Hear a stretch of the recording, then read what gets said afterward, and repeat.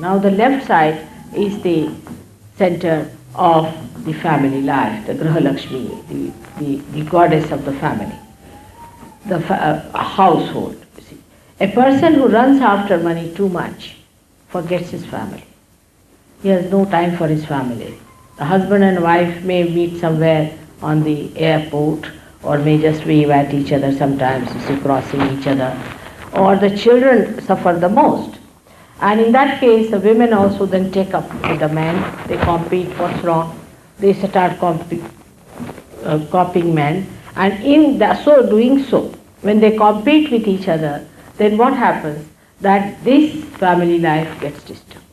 The woman of the household is dissatisfied, her ego is not satisfied. In olden times, the man used to go in the jungle and get all the wood cut, bring it home, and give it to the wife, and wife used to cook. There was no problem because there was barter system. He could see her working in the household. Now the husband earns the money and the woman spends. I mean, that also requires some work, isn't it, to spend the money.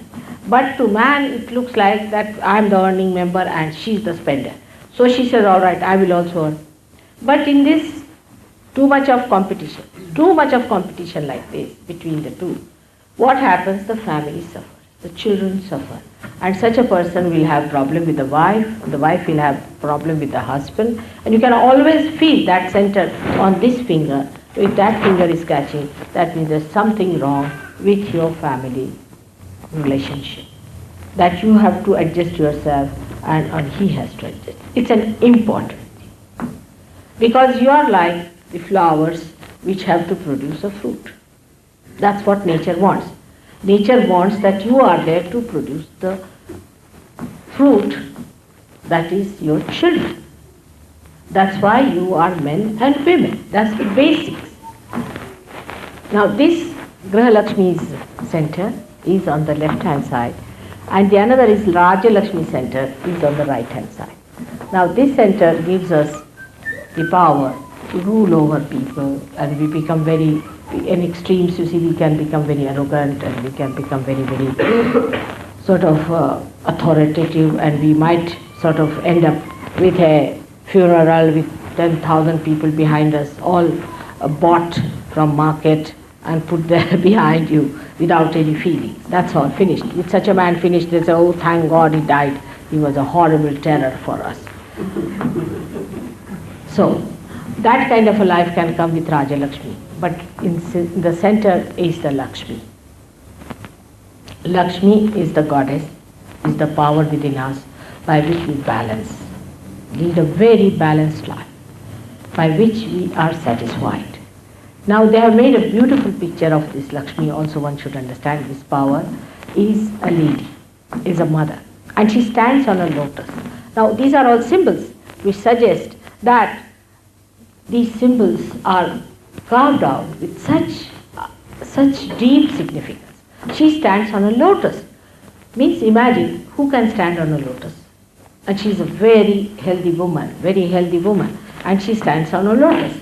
It means that she is never putting pressure on anyone. A rich man comes in, he must honk his car loudly because he's rich, so he thinks he must honk it higher. And a rich man must go in a big limousine or some sort of a thing to show off that he's very rich. If he comes to any program or they must sit in front, he should have the front seat, and he makes him known everywhere. Everybody must feel the weight of the rich man. He can run away with 10 wives of somebody, and he can have a big boat for himself, and he can get any number of women there, and he can spoil any families he likes because he's rich. This kind of thing comes in people, but Lakshmi, the one who stands on the lotus, is the beauty and the glory of the riches that God has given that person. Then it has got 2 red pink flowers in the hand that are lotus flowers again.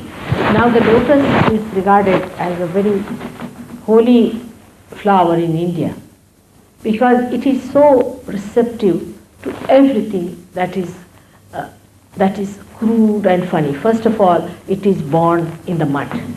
Just think of it. In the mud, in the filth, where the horrible smell is coming out, the lotus is born. And the one lotus gives the fragrance, the beautiful fragrance to the whole atmosphere, and kills all that filth and everything, and covers the whole pond with its big, big leaves, so that it looks a beautiful pond. That's what is the lotus for. But this lotus is a pink lotus, means pink, is the sign of love. Pink is the sign of love. So such a person has to have tremendous love and that softness of the lotus. Now the inside of the lotus is very soft and nice. And I don't know what you call that, the black bee, a very big one, which has got horrible, the black bee is like that, which has got angular legs and things like that. Horrible, you cannot touch it. That one can find its place in the lotus.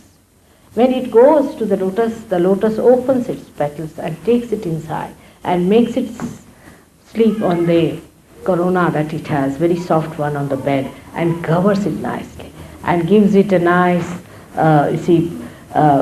swinging feeling that it feels it is in the lap of the mother and it sleeps off. Even such an animal, it gives a place to live. Now the man who is a Lakshmipati, the one who is blessed with Lakshmi, has to have a temperament like that. Anybody who comes to his house, anyone, should be very readily accepted. I have seen people like that. I have seen in my lifetime. Should be accepted, and they should be very gratified to have such people in the house, and should feel that, oh God, what a blessing it is that we have a guest in the house. But in modern times, we find out devices and methods how to avoid guests. Guests are equal to pests. I was in London. We were living on Surrey Hills, and we had bungalows, separate bungalows, quite good bungalows, I should say. There were 7 bungalows. And poor husbands were taken to task for mowing the lawns and everything, and the wife used to tell them, now come along, do it properly. And the polishing of the brass, whatever was there, and everything was done very well. But I didn't see even a rat enter those houses. Even a rat. I mean, leave alone human beings.